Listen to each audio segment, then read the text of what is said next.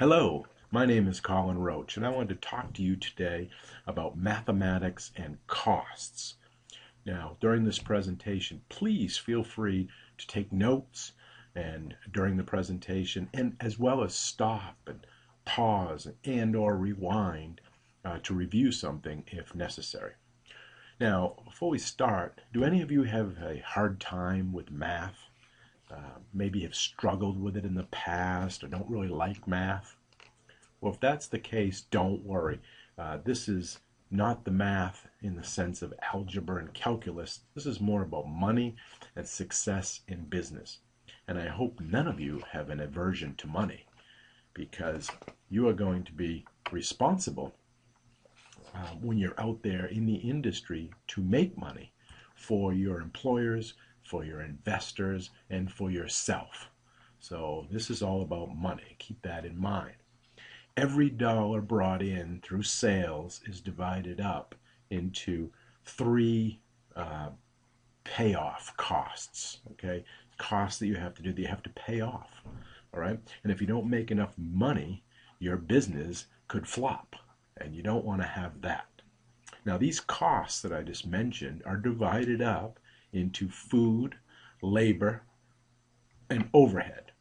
Okay, and if there's any money left over, that would be profit, which can be then reinvested back into the business.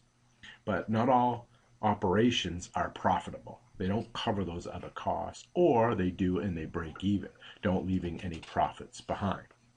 Now, let me ask you, why do you think 80% of all people who open up a food service operation today fail in their first year? Well, it is lack of knowledge in one or all of these areas. Food, management, finance, they lack the knowledge in those areas. But the ultimate reason really comes down to they don't make enough money, which is your sales and your revenue, to pay their bills. So they go broke. So we don't want that to happen.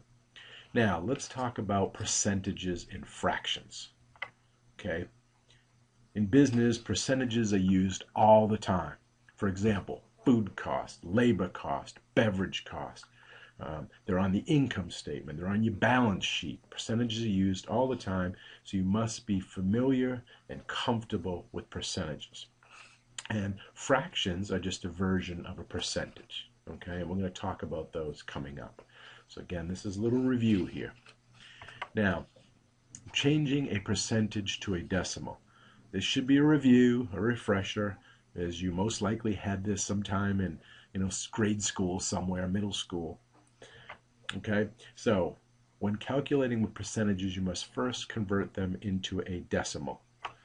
So you'll see here 29% is equal to 0.29, and 34.4% will be equal to 0.344. So it depends on which way or what you're talking about in here.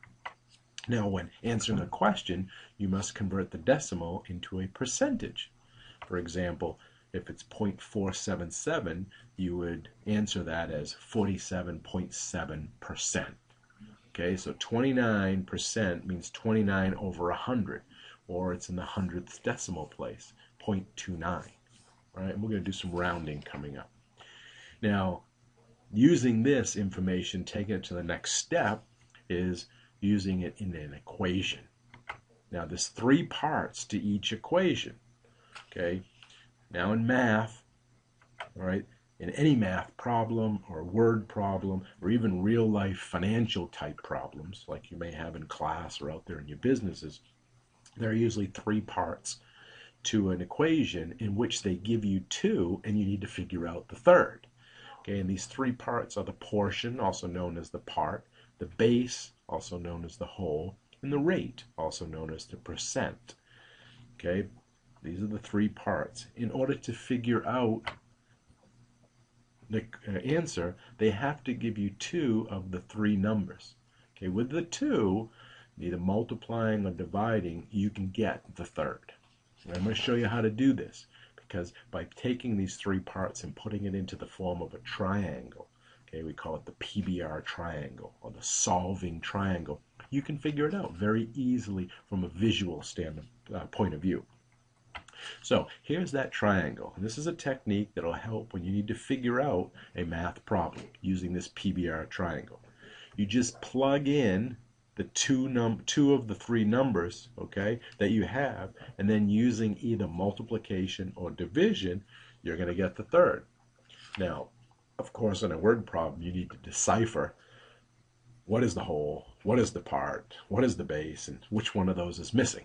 So you need to be able to read in there, and I'm going to give you some tips in just a minute on how you can do that. All right, so you can see this triangle here, and we'll come back to it in a minute.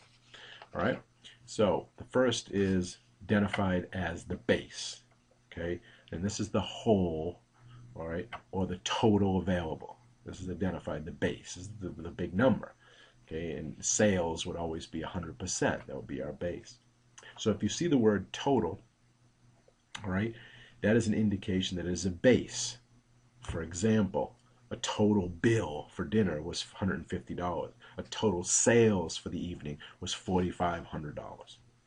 Now, in business, okay, and accounting, sales is always 100%. It's always the base. And everything else, like food costs, labor costs, all of that is part or a percentage of that whole. Okay? Now, the other one is portion. A portion is part of the whole. Okay, this is the part of the portion.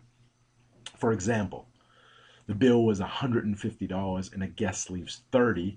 This $30 is part of the whole, which is $150.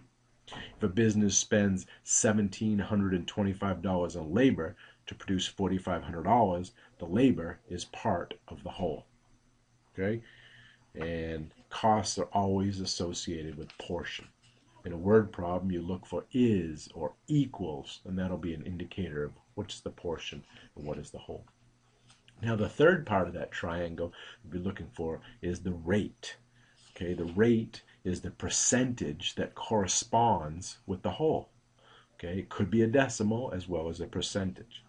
Okay, usually written in one of those. And here's an example. A gratuity of $30 on a $150 check is 20%. So the 30 is the part, 150 is the whole, and 20% is your rate. So there's your PBR, part, the whole, and the rate, or your base. An example, $1,725 in labor sales is 38.3% of total sales of $4,500. So you can see how those parts are in there. And this is your solving triangle. The three parts are easily understood when represented as a triangle. PBR, part, base, rate. Now let's do a few examples to see it in action. If you have a copy of this handout titled Base Rate Portion Triangle Worksheet, please use it to follow along as we do these examples. If you don't have it, that's okay. I will pause before revealing the answer to give you a chance, or I'll tell you to pause when I get to the answer to give you a chance to try to answer on your own before I reveal the correct answer. Okay, so here's number one. A recipe costs a food service operation $3.50 to prepare, and the business wants to maintain a 28% food cost. What is the minimum sales price that must be charged to maintain the desired food cost? So again, there's two in there. We got to figure out the third. What are they? Well, if you look in there, we don't know the base because its operation is $3.50 is the part. Okay, they tell us the rate. That's obvious, 28%. So we have our $3.50 and we have our 28%. Now we just have to plug them into our triangle. Well, the base is the bottom left, right? The rate is the bottom right, and the portion is at the top. So plug these into our triangle, $3.50 at the top and 28% at the bottom. Okay, now what do we do next? We know they're above, so we're going to divide. If they were across, we would multiply. All right, so here, see if you can figure out the answer. Pause this video and turn it back on when you're ready, and I'll reveal the answer. Okay, if you've had a chance to do that, here's how you would do it, right? You would take $3.50 divided by 28%. On your calculator, you put 28, hit the percent button, or convert it to a decimal and do 0.28, and that will give you $12.50, which is our base, and you just plop it right in there. Okay, you can see the three parts, taking that word problem, converting it right into our solving triangle, very easy. Let's try another example.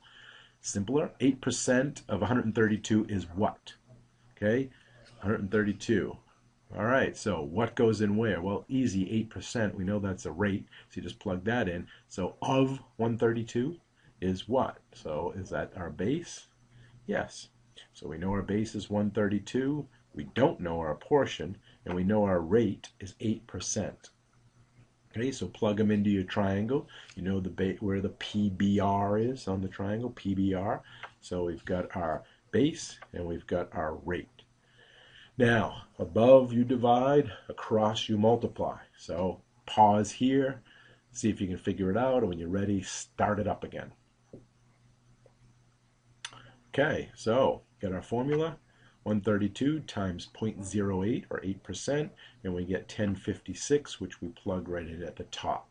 1056 is 8% of 132. I'm getting this now? Okay, we'll try one more. A guest check total is $125, and the guest leaves a $30 gratuity. What percent gratuity did the customer leave? Again, giving you two, you got to figure out the third. What are they giving you? Well, base 132. Okay, sorry, 125. Portion, yeah, 30. They're not giving us our rate. We got to figure that out. Okay, so you plug it into your triangle. You can see what you have here, 125, and you got 30. It's above, so what do you have to do? Multiply? No. Divide. Divide it, pause here, figure it out. All right, did you get it? 30 divided by 125, 24%. Drop it right into our triangle. So with that, you can continue to do any math problem using that triangle. Really helpful. So always remember that the PBR triangle can really be your friend, helping you through any math problem. I suggest you commit it to memory, PBR. Then you just have to sketch out a triangle with a P at the top, a B and an R, and use it whenever needed. Fill in the two numbers that you have, and then just use the triangle to solve for the third. The numbers are at the top, okay, top and bottom of the triangle, either side. You divide. If they're across at the bottom, as it says there with that X, you multiply. And with that, you can figure out anything else. And in closing, remember, math is part of business. You need to be, if you want to be successful, you need to understand it, and you need to know it, and then to be able to apply it. Okay, thanks for watching. Bye.